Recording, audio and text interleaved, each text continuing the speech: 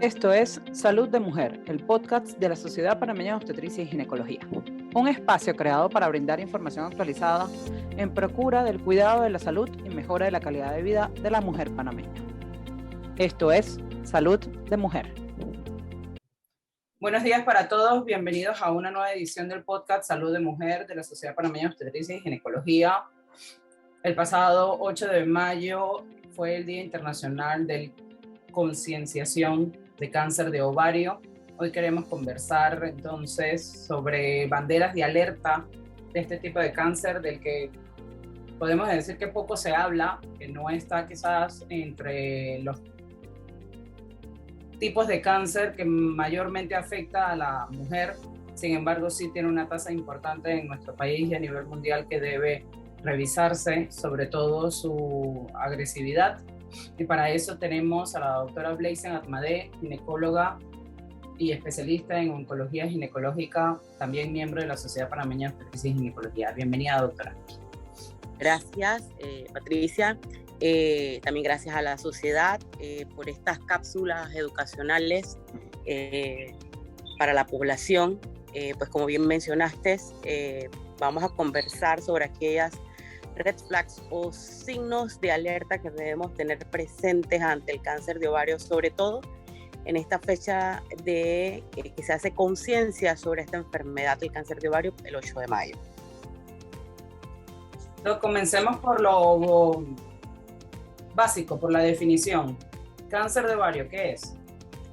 Okay, el cáncer de ovario es un cáncer que se origina en las células del epitelio del ovario, estructuras que están al lado del útero y que son las encargadas de producir las hormonas femeninas y los óvulos con los que nos quedamos embarazadas.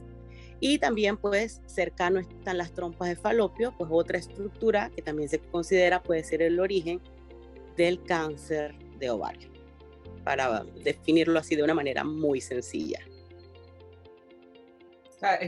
Cáncer de ovario entonces abarcaría tanto ovario como trompas, para entender sí, que eso es mejor en exactamente. Los conceptos nuevos, pues el cáncer de ovario abarca tanto el área de estas dos estructuras, los ovarios y las trompas de falopio, exactamente. Existen múltiples subtipos dentro del cáncer de ovario que pueden presentarse tanto en pacientes jóvenes, otras en pacientes más adultas, pero vamos a concentrarnos en el cáncer epitelial seroso del ovario. Hablemos un poco de la incidencia, doctora. ¿Podemos tener algún tipo de cifra? ¿Podemos hablar puntualmente de Panamá? Sí, por supuesto. No es el cáncer más común a nivel mundial si lo ponemos globalmente. Sería el séptimo cáncer que afecta a la mujer. En las estadísticas en Panamá, pues obviamente también no es de los principales o de los más comunes. El principal, pues el cáncer de mama, después el cáncer de cervicouterino. En cuanto a estadísticas reales, en Panamá se presenta más o menos en 5 por 100.000 habitantes. Si lo quiero desmenuzar un poquito más, nosotros estamos viendo en el Instituto Oncológico Nacional aproximadamente entre 60 y 70 pacientes anuales diagnosticadas con cáncer de ovario. Si la cifra, por ejemplo, si la comparo con un cáncer cervicouterino para que veamos la perspectiva, el cáncer cervicouterino estamos diagnosticando aproximadamente unos 450 a 500 cánceres nuevos del cervix al año. Entonces, 60-70 versus 500 vemos cuál es porque quizás no se habla tanto del cáncer de ovario como mencionaste al principio, porque no es tan frecuente, sin embargo no deja de ser sumamente importante.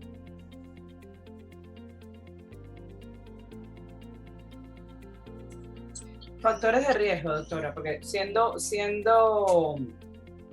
quizás una incidencia tan baja, se trata de un factor de riesgo que no vemos hasta que esté muy avanzado, o en este caso síntomas también y signos, o sencillamente no es tan común porque no su fisiología no lo hace tan propenso. ¿Qué es la diferencia de otro tipo de cáncer? Bueno, yo creo que afortunadamente no es el más común, porque realmente no se comporta tan bien. O sea, yo creo que si hay un cáncer que uno no quisiera tener, es precisamente el cáncer de ovario. Primero, que es muy difícil diagnosticar, se diagnostica en etapas generalmente avanzadas. Es importante, yo creo que aquí por eso mencionar cuáles serían los factores de riesgo. Obviamente un factor de riesgo no significa que te va a dar un cáncer, y el no tener factores de riesgo tampoco significa que no lo voy a padecer, ¿okay? Pero algunas, por ejemplo, factores de riesgo que tenemos que tomar en cuenta, edad avanzada, generalmente se presenta en mujeres arriba de los 50 años en la posmenopausia. O sea que si todas logramos llegar a esa edad, estamos en un factor de riesgo para padecer un cáncer de ovario. La nuliparidad, que significa las mujeres que no han tenido hijos tienen mayor riesgo de padecer un cáncer de ovario.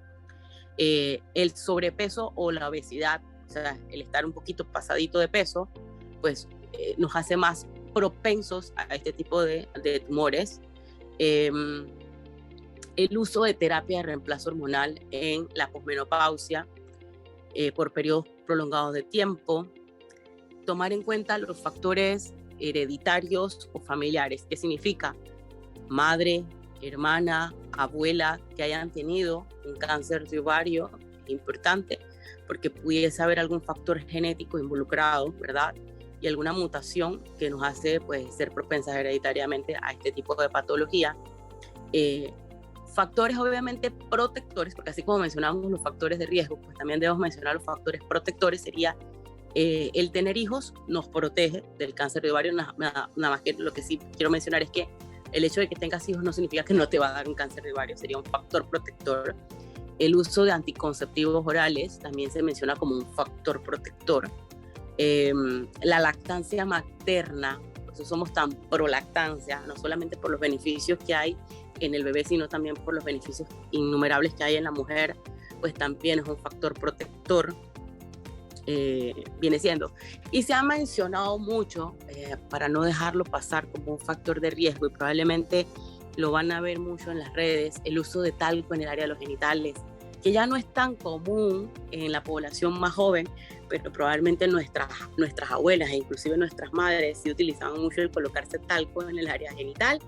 ¿Okay? Inclusive algunas mamás todavía utilizan colocarle el talco a los niños cuando le van a poner los pañales, y pues inclusive hay unas demandas contra una empresa productora de talco por cánceres que todavía no se ha terminado de dilucidar bien, en donde se ha mencionado que el talco, por la presencia de asbesto, pues puede ser el causante de ciertos tumores, pero esto no está obviamente bien definido ni causalmente asociado.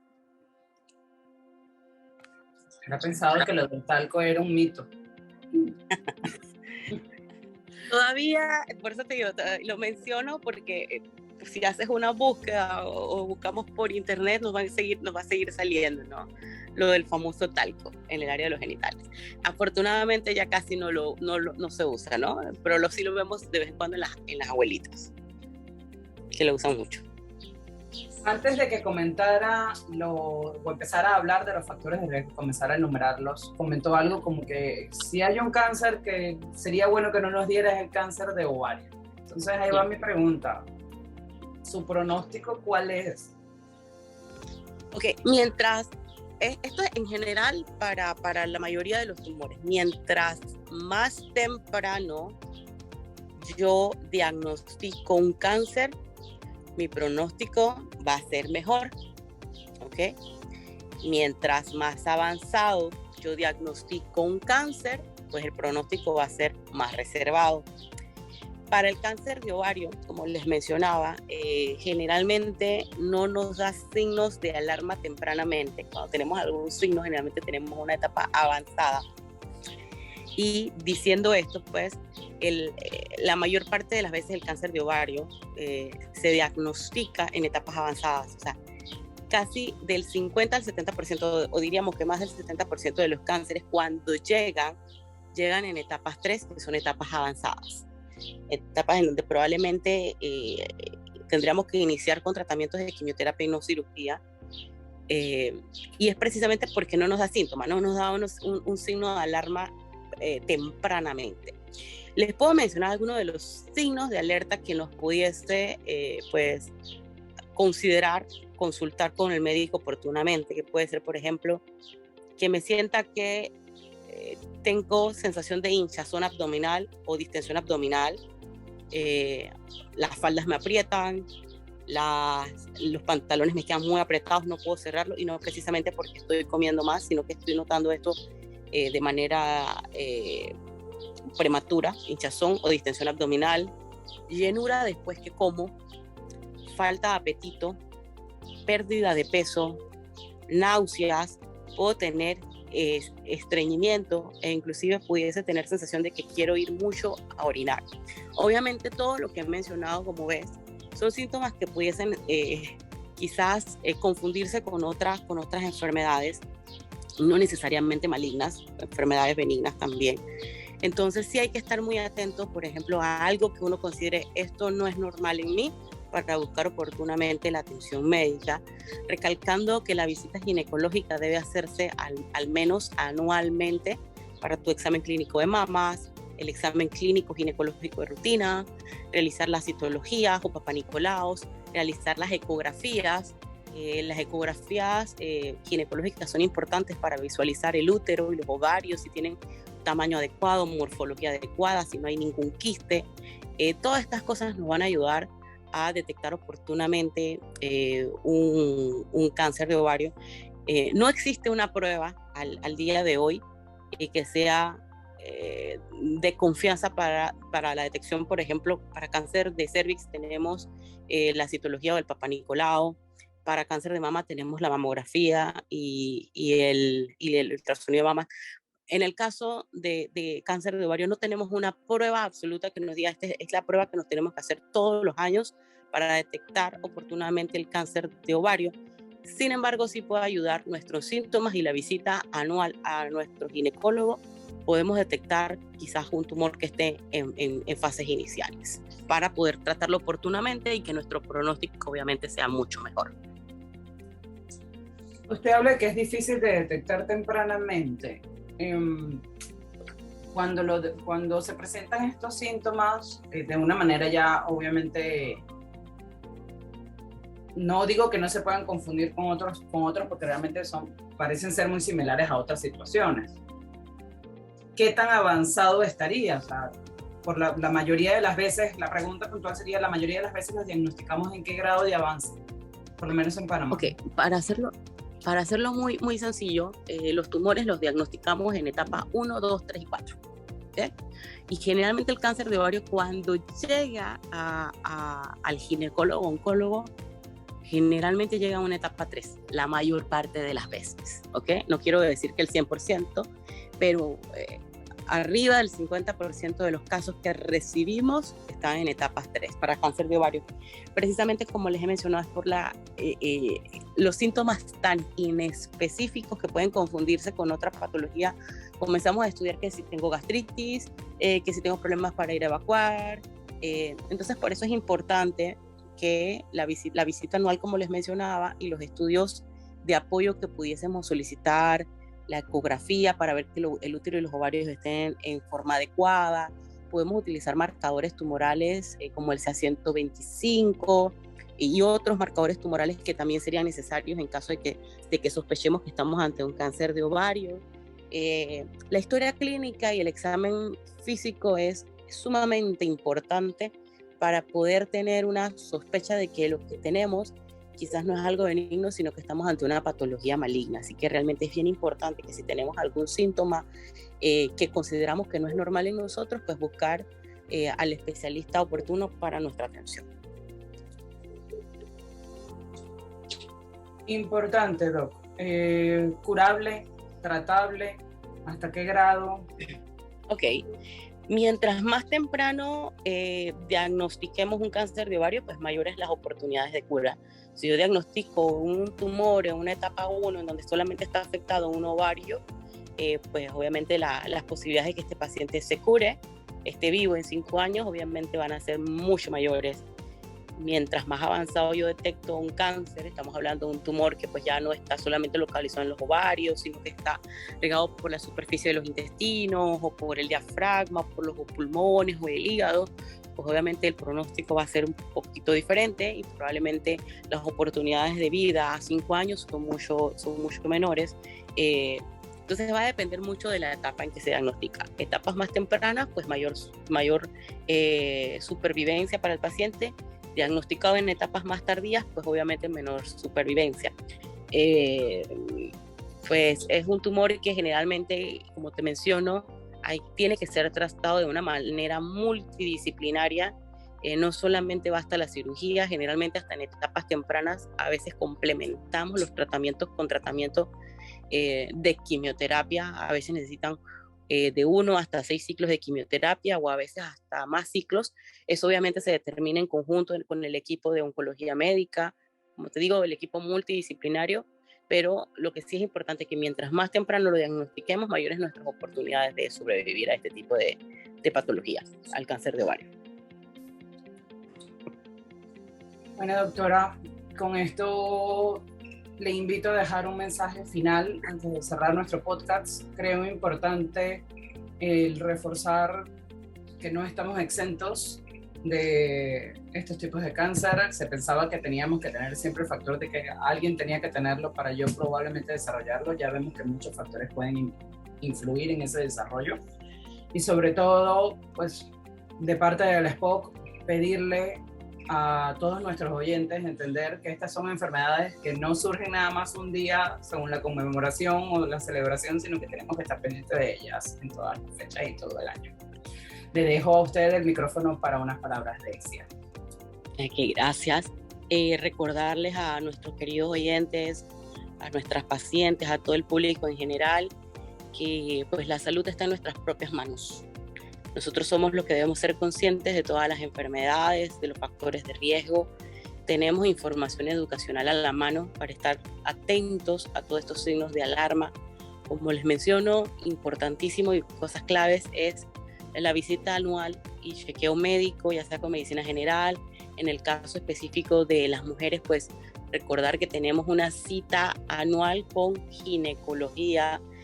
Yo creo que el mejor regalo que nos podemos hacer nosotras mismas es, para recordarlo fácil, yo sé que tenemos muchas cosas en mente, el mes de nuestro cumpleaños, agendemos la cita con nuestro ginecólogo. Ese es nuestro mejor regalo.